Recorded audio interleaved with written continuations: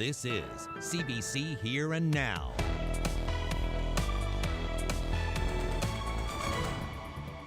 Tonight, we're learning more about George Brake, the man accused of wanting to kill politicians. And what may have led him to drive from his home to Deer Lake earlier this week. The Liberal Party has pledged to have a look at IVF services in this province, and that's good news for one group who's been pushing for it. I'm Jeremy Eaton, and I'll have that story coming up on Here and Now. That is the only hope for the future. It's a renewable industry. Oil is not. In our second half hour, a longtime fisheries advocate tells us why he wants politicians to focus more on the fishery. Good evening and welcome to Here and Now. I'm Peter Cowan. And I'm Carolyn Stokes. Well, this province has 4 new cases of COVID today, and the Chief Medical Officer of Health is concerned. It's not the number. It's the fact that they don't know the source of 3 of those cases. So let's break it down for you. The 3 cases in question are in the eastern region, 2 women and a man, all in their 20s or 30s.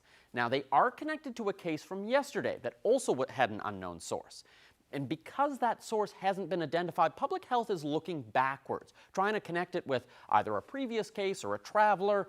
The 3 people, plus the case from yesterday, are all close contacts. They're either in the same household or the same workplace. The 4th case from today, not connected to those others, is a man in his 40s, and that one is related to international travel. Now, Dr. Janice Fitzgerald flagged another suspected COVID case today. This is tied to the cluster, and it's tied to a daycare. That person hasn't tested positive, but it's still likely they have the disease. So staff and kids who may have come into contact with that person, who are in the same cohort, are now isolating for 2 weeks. All cases that have been identified are doing a really deep look back in the 2 weeks prior to becoming symptomatic to see, where they were, who they were around, to see if there was a potential source of an infection, as well as the contact tracing that has to happen for each individual to determine when their infectious period was and to identify any contacts who may be exposed from the case themselves, right? Now, this isn't the first time we've had a cluster of cases with no known source. We saw that in Deer Lake, Harbour Breton, Burin. They all had outbreaks, and it just took time to find that source.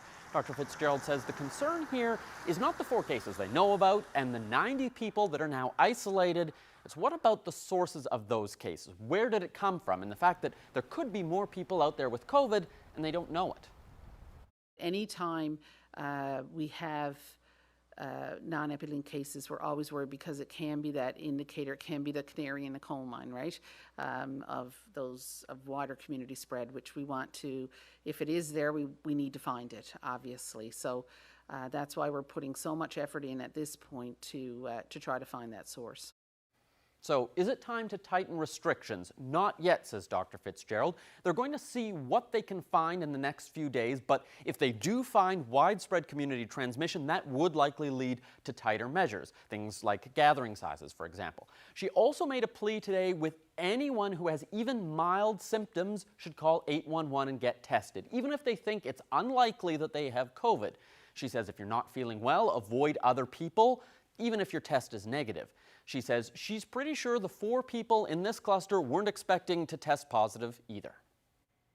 Well, now to the West Coast for more on George Brake. He's the man charged with threatening to execute local politicians earlier this week. Brake was in court in Corner Brook today. Meanwhile, people in his Bon Bay community are shedding some light on what happened before his arrest. Here now, Colleen Connors visited Brake's hometown today. Due to COVID-19 restrictions, George Brake appeared by phone from lockup. Judge Wayne Gorman ordered Brake to a psychiatric assessment at the Waterford in St. John's. He's due back to court in a week's time. An hour and a half away from the Corner Brook courtroom, Brake lives in this white trailer in the small community of Shoalbrook in Bon Bay, where many are feeling quite nervous about his return. On Tuesday morning around 9 a.m., Brake allegedly visited Pike's service station. It's a popular gathering place. Customers there told me that Brake was angry and fired up, talking about stopping the election.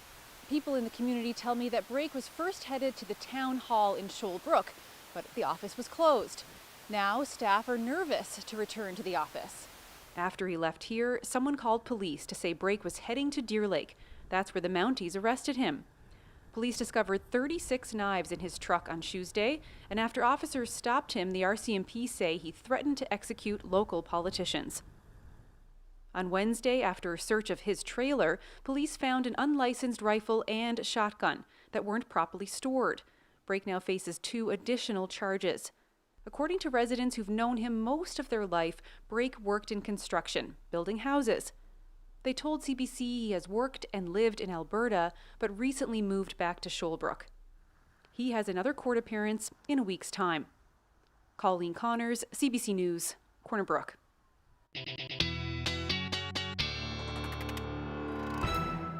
I've been talking about an area of low pressure offshore for the past couple of days. That's leading to some pretty high seas for anywhere along the northeast or east-facing coastlines. These high waves are going to continue as we head into the weekend, particularly for Saturday morning when we start to see that high tide that is going to coincide with that. So anywhere on those northeast facing areas, we could see the potential for some localized flooding. So certainly keep that in mind as we continue to watch this area of low pressure. Right now, it's just bringing some flurries for parts of the province, certainly for eastern areas of the island, along the west coast as well. Then we're going to watch this area of low pressure to the south. Isn't going to bring us weather per se, but we are going to see some winds with this one, some breezy. It will be breezy as we head towards the weekend, but I'll break that down for you coming up. Thanks, Ashley. Well, the missing lynx has been found. Here's a photo of the furry fugitive after it was captured yesterday and safely returned to its home at Salmonair Nature Park. Staff and Paddy's Pond conservation officers recovered the animal. It had escaped the park after a fallen tree damaged the enclosure. It's been living on the lam in the wilderness for the past week. The Department of Fisheries, Forestry and Agriculture posted this photo and says everyone, including the lynx's partner, are happy he's back.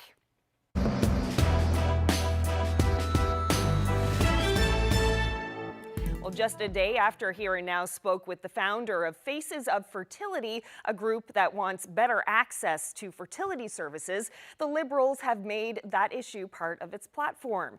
Faces of Fertility says this province and Prince Edward Island are the only 2 provinces in Canada that don't have access to in vitro fertilization.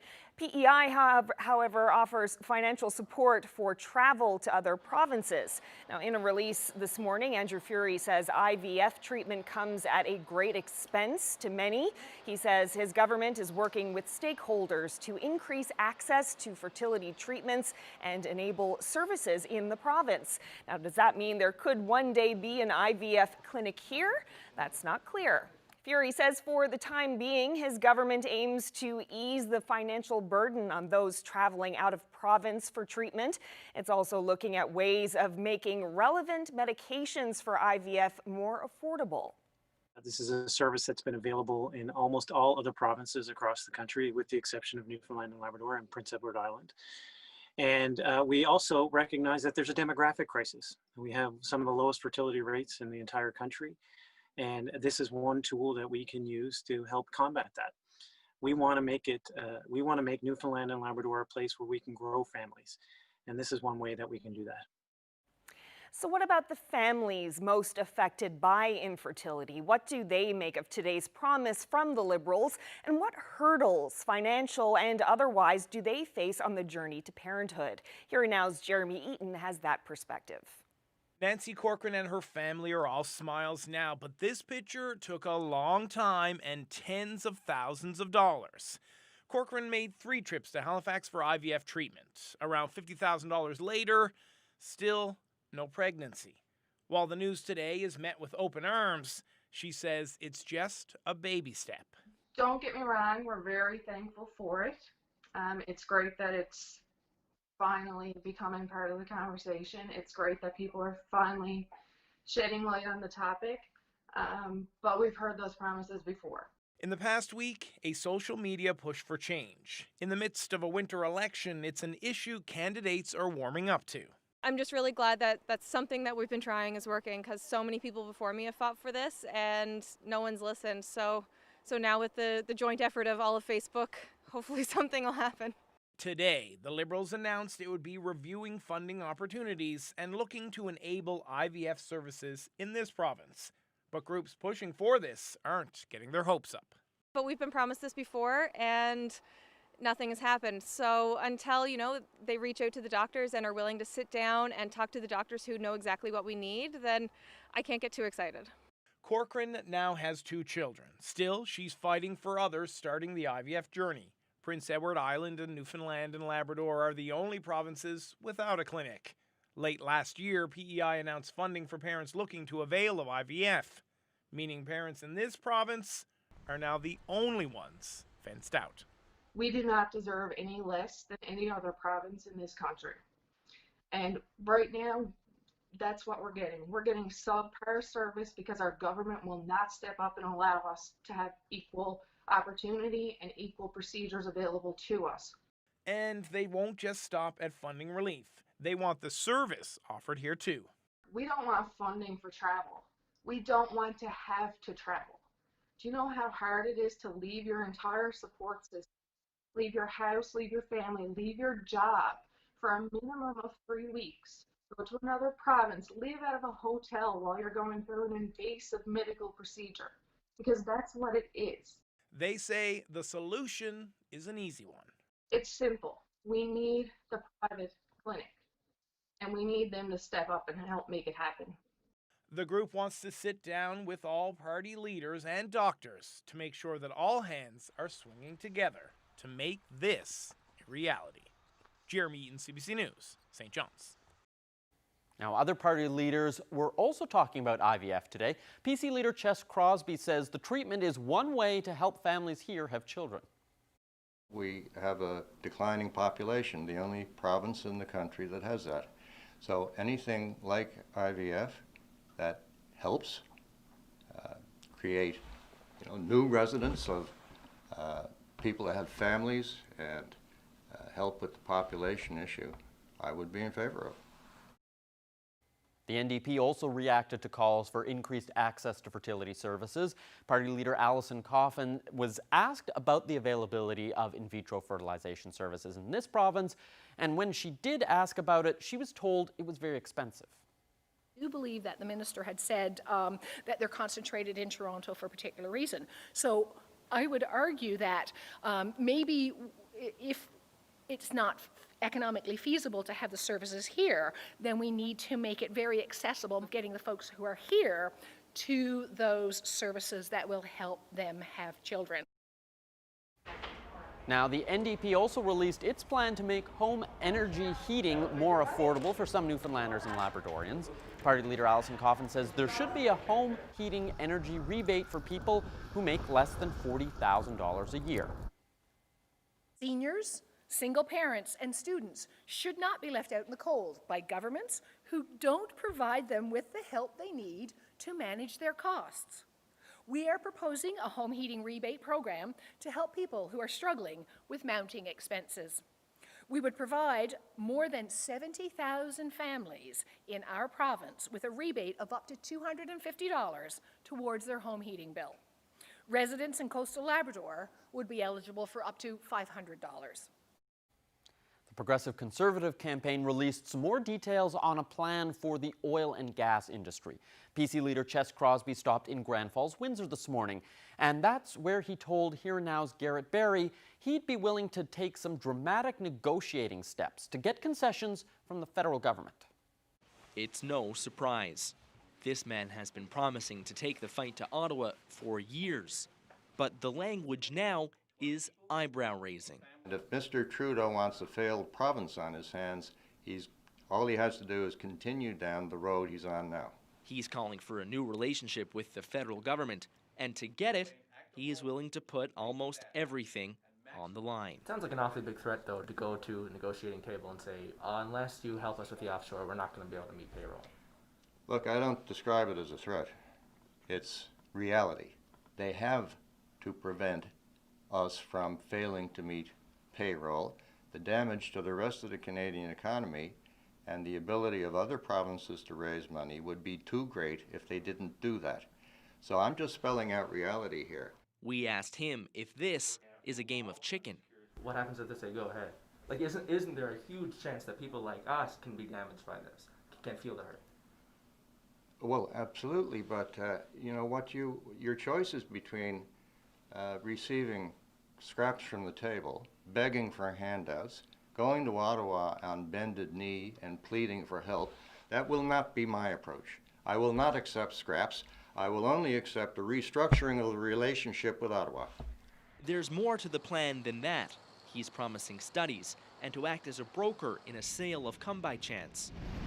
Crosby acknowledged a transition away from greenhouse gas is required, but according to him, it's not required yet. If we can develop our offshore natural gas reserves, which are enormous, and if we can market them to countries like China and elsewhere in the world, we're thereby reducing the climate change carbon footprint of those countries enormously when they convert from coal-fired to natural gas. Crosby says there are still long careers to be had in oil production.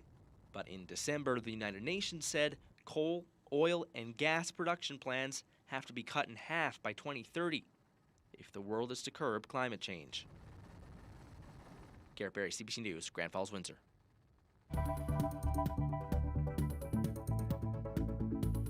Lots of flurries on the go across the metro area. Some roads getting pretty slick as well. I'll tell you how long these flurries will last and a look at the weekend forecast coming up.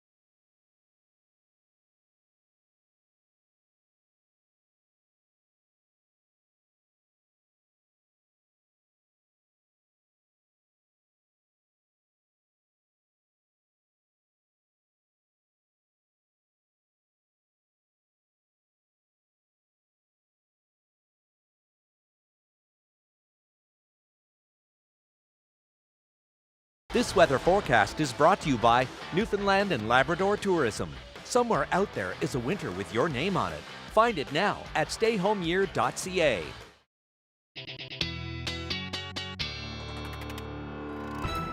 Time for a look at the weather forecast. Ashley looked out the window a few times today and saw some like spurts of snow, really Pretty snow. Yeah, It like was. a postcard kind of snow.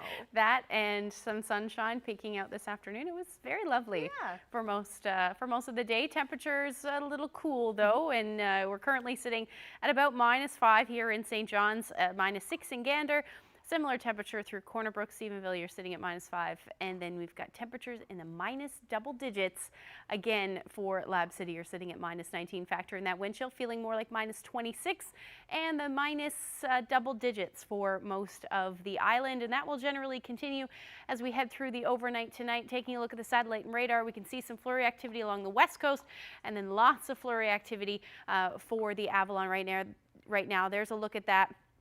That will continue for the next few hours. Roads are already a little bit slick, and this should taper off as we head through the overnight tonight. The models are picking up on that very well. So as we head through the overnight, that should end.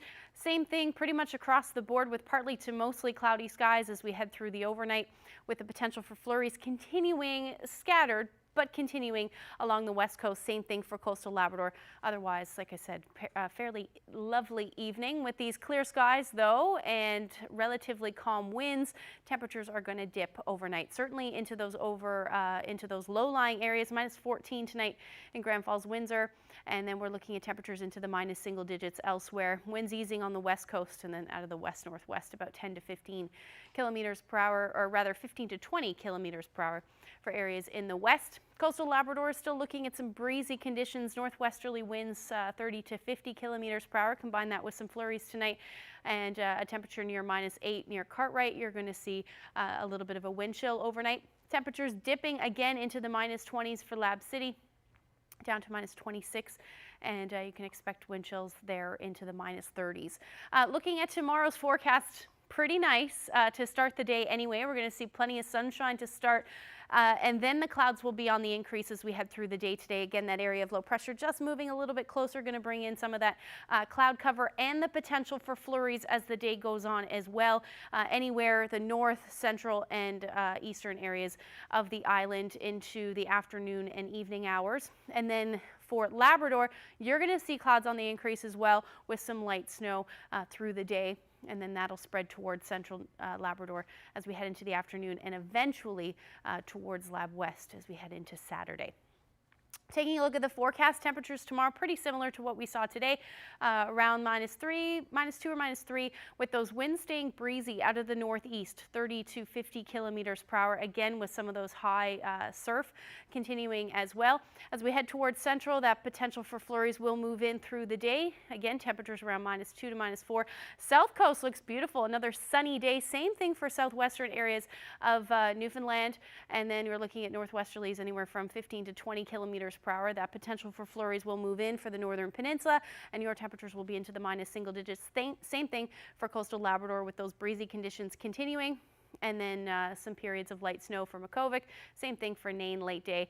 And then temperatures staying chilly through Lab City. Another day sitting around -17 through the afternoon. As we head into Saturday, still unsettled. A little bit more cloud cover in the east with flurries for St. John's. Same thing for Gander. Some sunshine through central, and then the Burin Peninsula as well, with coastal flurries for the west coast.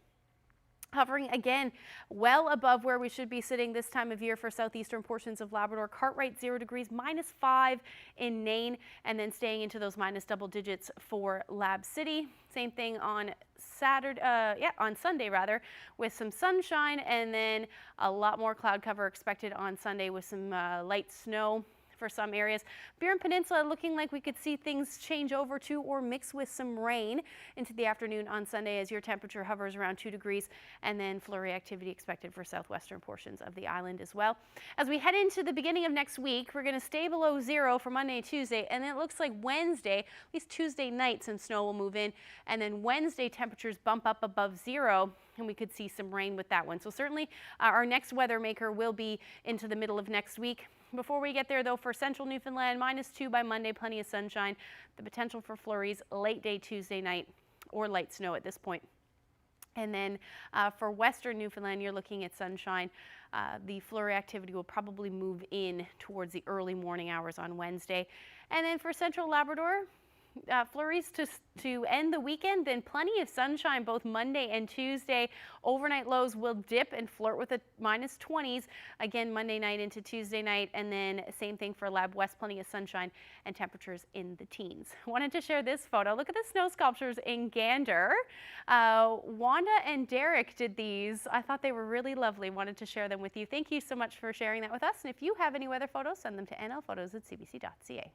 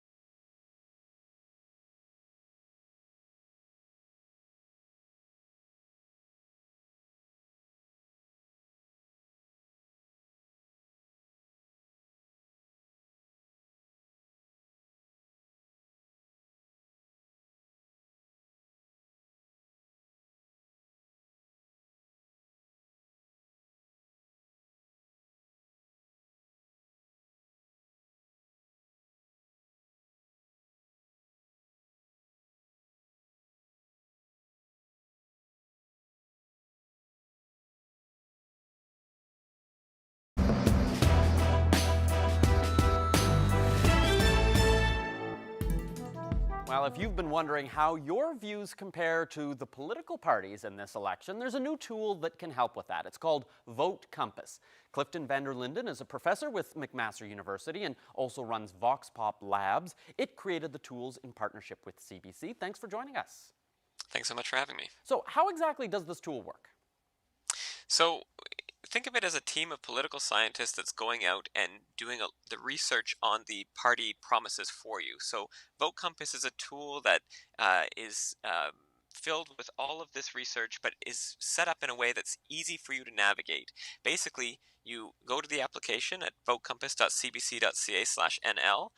You answer a series of questions about your political views and values. They're easy questions with simple response items. And what it does is it goes and compares your views with the promises and pledges that the parties have made on the campaign trail and shows you how you line up with each of the parties. There are three parties in this, the Liberals, the PC, and the NDP.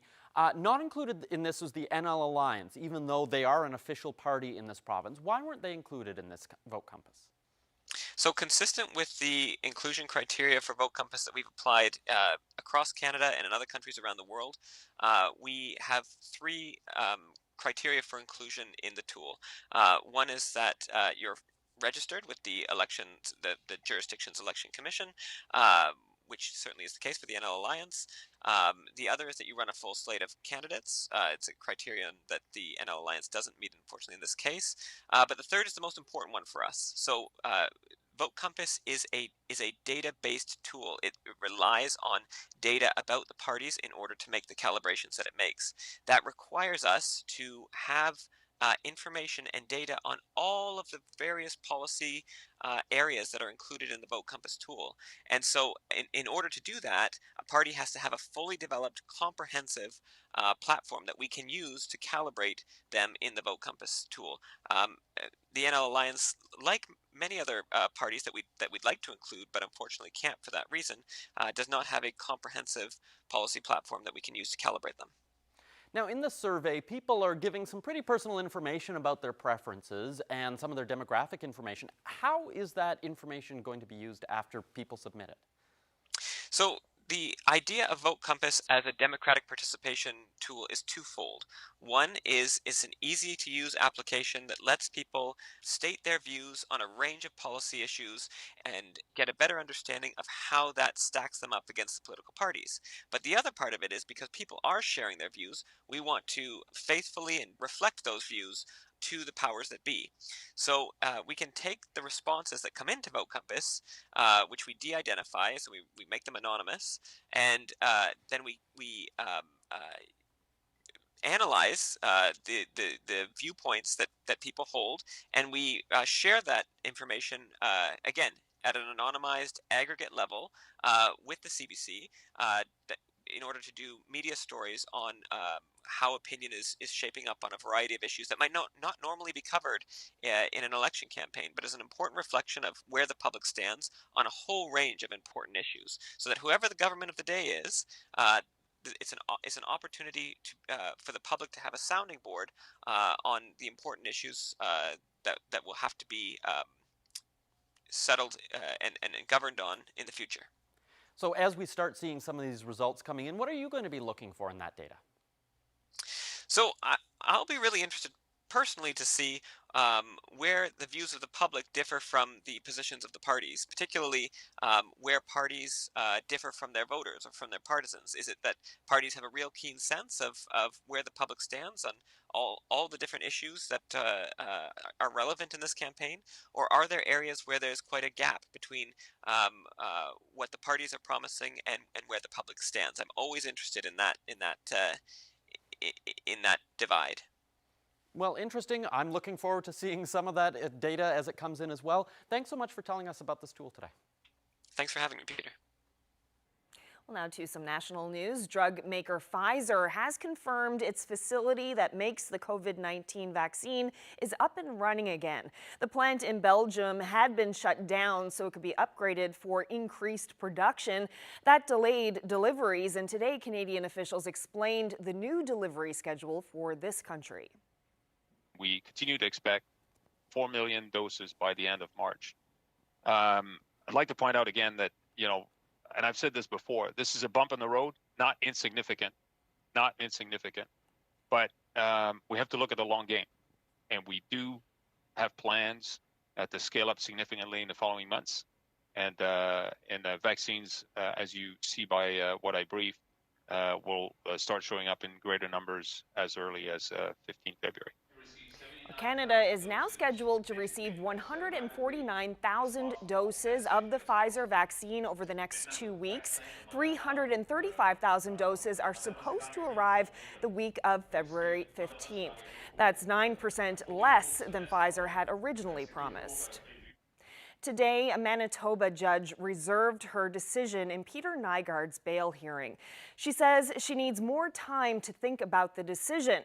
The disgraced fashion mogul is alleged to have abused more than 80 women and girls over 4 decades. He's not been convicted and has denied all allegations.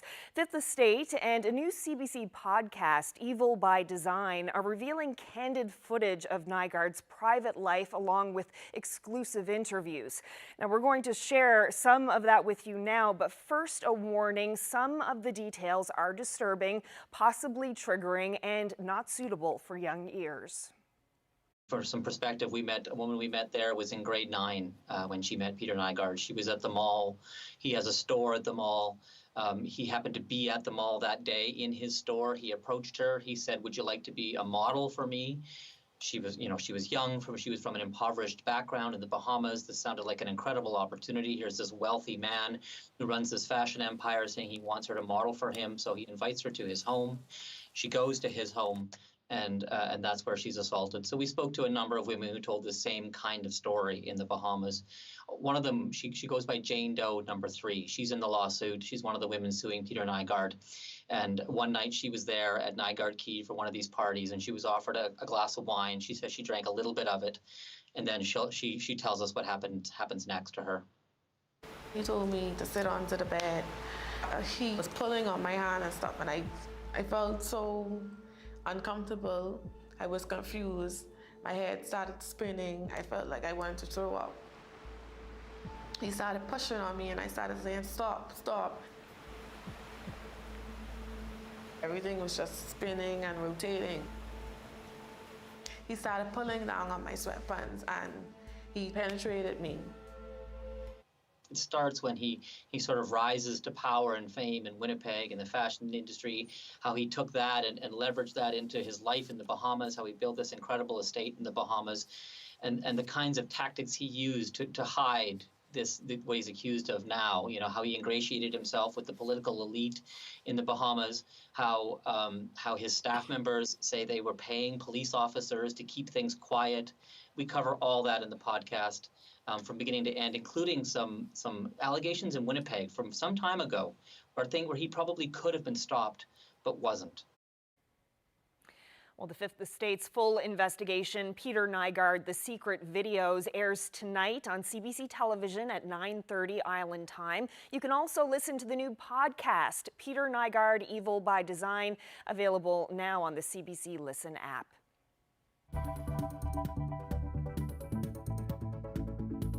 We're no longer a factor in the market, and that's a reflection on terrible management by Ottawa since 1949. Longtime fisheries advocate is fed up. He says the fishery is being ignored. Next, Gus Etchegary is calling on candidates to recognize the importance of the renewable resource.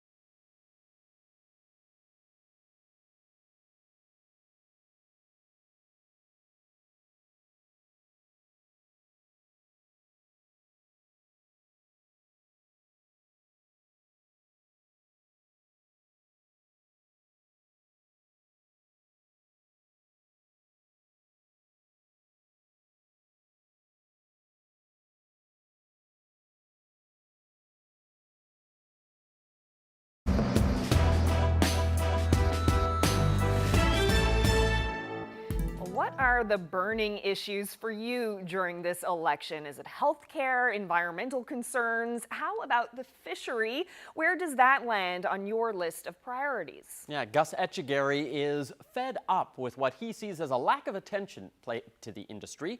He's the former president of Fishery Products International and a longtime fishery advocate. Etchegary and a group he leads called the Fishery Community Alliance are calling on candidates to recognize the potential of our renewable ocean resources for communities in this province. Jane Adey spoke with Gus Etchegary about what he calls rising to the fishery challenge. Gus Etchegary, I know from many interviews I've done with you on the broadcast that you're disappointed with Newfoundlanders and Labradorians' support and interest in the fishery. Why do you feel so few people are respectful of the fishery? Well, to begin with, I guess a generation has passed almost since the moratorium was declared in 1992. And since then, the Department of Fisheries and Oceans, Canada, the federal government, has practically abandoned the fishery of Newfoundland and left it in the hands largely of special interest groups. And for that reason, I think they have, there's been a tremendous disconnect between the thousands of Newfoundlanders who for centuries lived on the fishery and today, we're down to rock bottom. Despite what they're trying to, public relations people are trying to say, the fact of the matter is, we're no longer a factor in the market. And that's a reflection on terrible management by Ottawa since 1949. Now, you are and continue to be a firm believer in the potential of the fishery for communities in this province. Tell me about the potential that you see. Well, the potential is there. This is a renewable fishery. And incidentally, it's a common property resource owned by the people and not by the government of Canada or the government of Newfoundland for that matter. It's owned by the people of Newfoundland. In Norway and Iceland today, we know them very well. We spent a lot of time in both countries. And I think you have visited Iceland as well. That's right. But I mean, the fact of the matter is that Iceland today has gone up from its population, which is almost entirely involved in fisheries, has gone up from 240,000 people in the mid-80s up to 350,000 today, simply because they have really and truly developed a management of the resource that is, places, and the same thing to a great extent in Norway. Both these countries today, the fishermen and the fishery participants in both these countries today are in the top 10 in terms of earnings of fishermen around the world. And it's a reflection of management. So this is the opportunity now for the people of Newfoundland who are involved in fisheries and want to see a rebuilding of this once huge resource for the benefit of Newfoundlanders, and because that is the only hope for the future. It's a renewable industry. Oil is not, and it's going to have more and more problems if people would face the issues. So you and the Fishery Community Alliance, you're determined to make this an election issue. We all know, of course, that the fishery is managed federally, but you're calling on candidates and whoever becomes elected representatives to put more pressure on Ottawa to become more aggressive and responsive in a couple of areas. First, let's talk about foreign overfishing. Is this still a big problem affecting our fishery? Anyone who knows and understands what's happening on the 200-mile limit on a continuous basis is a concentration of effort on the mainly on the cod stocks that migrate from the Grand Banks to the southern Grand Banks outside 200 and on the Flemish Cap and so on. And they are a major factor in the in any possible recovery plan that the Department of Fishery comes up with, and unless that's dealt with. And of course, the other thing is the loss of any recognition by successive provincial governments, elected representatives, to know and understand what the long-term benefit of this rebuilt fishery can be for the future. People living in fishing communities in Newfoundland, their very survival into the next 25 years is dependent on the revival and the rebuilding of the fishery. And this is not, it should not be in the hands of any special interest groups, but the government of Canada, pushed daily by the government of Canada, in Newfoundland, the politicians that are in our government, to be continuously pressuring Ottawa to take on the role that they were given in 1949, and that is to manage our fisheries in the same style as Iceland and Norway. Now, in recent months on the broadcast, we've been talking a lot about science done by the Federal Department of Fisheries and Oceans. We've had Capelin researchers admit that the science that they do on this critical species is lacking. Capelin, of course, is the main food source of cod, which is still in the critical zone 30 years, almost 30 years after the moratorium. Now, Gus Etchegary, in this rise to the fishery challenge that you're putting out there, are you asking for local politicians to demand more investment in federal fishery science? Absolutely. Not only that, but we have a document written by a senior scientist in 1993 that we presented, the scientist and myself actually, representing a group, presented it to the Fisheries Commons Committee and the Fisheries Senate Committee and to the Prime Minister, that the science budget for Newfoundland had been cut in half after the moratorium. And since then, there have been incremental cuts to it to a point where the Department of Fisheries and Oceans today are dependent on some of those special interest groups to provide a science arm for fisheries. It's ridiculous and stupid for the simple reason that you need top-level scientists devoted entirely to it with first-class research vessels, modern research vessels, not vessels tied up on the south side because they haven't got any fuel, and so on. I'm telling you that unless and until there's a restoration of the science department in Newfoundland, the DFO science department, we're in real trouble trying to rebuild the resource. You obviously see the fishing industry as part of the solution in this province when it comes to economic recovery. I know you had a chance to meet with Moya Green, who is leading the economic recovery team. What did you try to impress upon her in that meeting? Well, we found the Recovery Commission and Ms. Green to understand. We had a long conversation, and we got an opportunity to get the message across as to what happened to our fishery, where we came from. It was one of the largest fisheries in the world, most diversified fisheries in the world, and to see where we are today is disgraceful. And we've got the impression from our discussions with the Recovery Commission and Mrs. Green that she understood, the points we were getting across, and she's going to do everything possible, as I would say, to get that message across in the Recovery Commission report. Gus Etchegary, you are in your mid-90s. I hope it's okay that I say that. You look and sound fantastic, by the way. You have been repeating this message now for decades about the importance of the fishery. How do you keep up this fight? What is it that keeps you going here? Well, for the simple reason that I happen to be a president. I started off for 10 years as a manager of a plant in Bjorn, which employed close to 500 people, brought a good level of prosperity to the community and to many others in Newfoundland. And in the 70s, I happened to be president of that company that employed 7,000 people ashore and afloat. And we bought fish from 6,000 inshore fishermen. And we marketed fish from Asia through the Americas into Europe.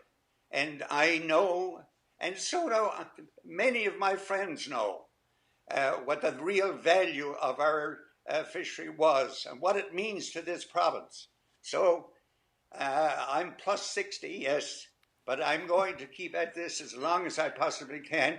And the last thing I would say to you, Jane, is by way of, and I thank you very much for this opportunity, is to say again to the voters of Newfoundland, vote for candidates who will to put the rebounding and the rebuilding of the fishery as top priority for them.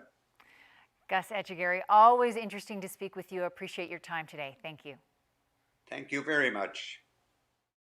Well, he is certainly passionate about that topic. Absolutely. Thanks so much to Jane Adey for that interview. Jane is working on a few other feature interviews that we're going to air throughout the campaign, including one about the topic of regionalization amongst towns in rural parts of the province.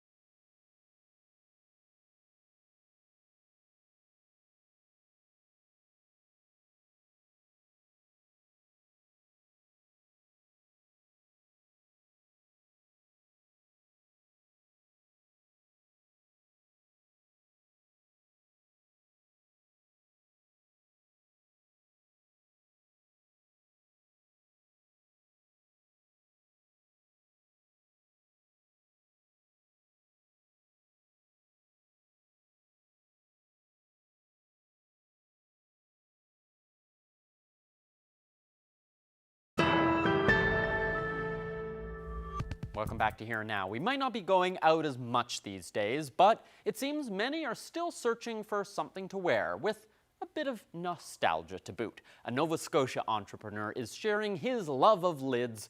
Matthew Moore has that story. Vintage caps. Justin Ian Lee has been collecting and selling these hats since the pandemic started. He started his own company, Milk Caps. And you really have to tip your hat to his ability to collect. His personal collection includes vintage milk caps from the 1940s and 50s. He even has an actual milk cap, once worn by a milkman. I had one from every province, and people went berserk for them. At one point, he had over 2,500. Now, his stock is down to around 300 or 400. Look at that. This one is awesome. I vacuum that. Dad was in the Coast Guard. They're a hot ticket item on Instagram. This is C&G electrical, or it sort of looks like a motorbike, if you put it on this side. He has acquired them in rather unique ways. I get a call from this guy, and he goes, "My dad's got hats." And I was like, "What?" And he goes, "My dad's got hats." And I was like, "All right, well, you're talking my language now, baby. Like, what's up?" He picked up 700 hats from this man's collection. He's done his fair share of milk runs, meeting people in parking lots of grocery stores, even gone to estate sales to see if anyone had a hat collection sitting in the attic. One of the main reasons why this business works, according to Lee, is because of two human elements: nostalgia and exclusivity. Many of these hats can't be found anywhere else. In particular, local hats from auto body shops, old breweries, and random locations around the province are hot sellers. He's learned that every hat has a story. Some even have personal connections. And be like, "Oh my God, dude, that was my grandfather's hat." And they'll send me a picture. This is a real story. They sent me a picture of their grandfather wearing that hat from like the mid-70s. Lee says he has another large shipment of lids coming in, upwards of 700 to 800. And he hopes to continue learning more about the people under the hats as well. It's got like Glace Bay in there. Matthew Moore, CBC News, Sydney.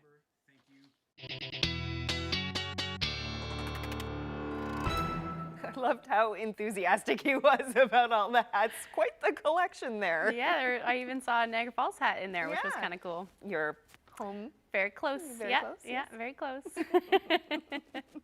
So weather recap? Yeah, let's do that. We're looking at the potential for some flurries tonight. Well, we're already seeing those flurries along portions of the Avalon. That will continue as we head through the evening hours. Overnight, that should taper off. We're going to see some lingering flurry activity expected along the west coast. Same thing for coastal Labrador. And then a beautiful start to the day tomorrow. We'll start to see some increasing cloud with the potential for some flurries into the afternoon and evening hours for the north, central, and eastern areas of the island, as well as light snow moving in for coastal Labrador. Temperatures tomorrow looking fairly nice, right around where we should be sitting this time of year, -1 to -4 across the board, with winds in the east a little bit breezy. Northeasterlies anywhere from 30 to 50 kilometers per hour, and then relatively light winds along the west coast, 15 to 20 kilometer per hour northwesterlies. As far as Labrador goes, your winds will ramp up into the evening hours. Northwest, 20 to 30 kilometers per hour. Temperatures in the minus single digits, and then much cooler as you head towards Lab West, sitting around -17. But plenty of sunshine through the day. Some nice weather as we head into the weekend tomorrow. That's right. Tomorrow's Friday. It is. And tomorrow is pretty much the halfway mark on the election campaign. Believe it or not, we're either halfway done or halfway left to go, depends on your perspective. The glass is half full, half empty, yeah. That's it for us tonight. Thanks so much for watching, everyone. Have a good night. Good night.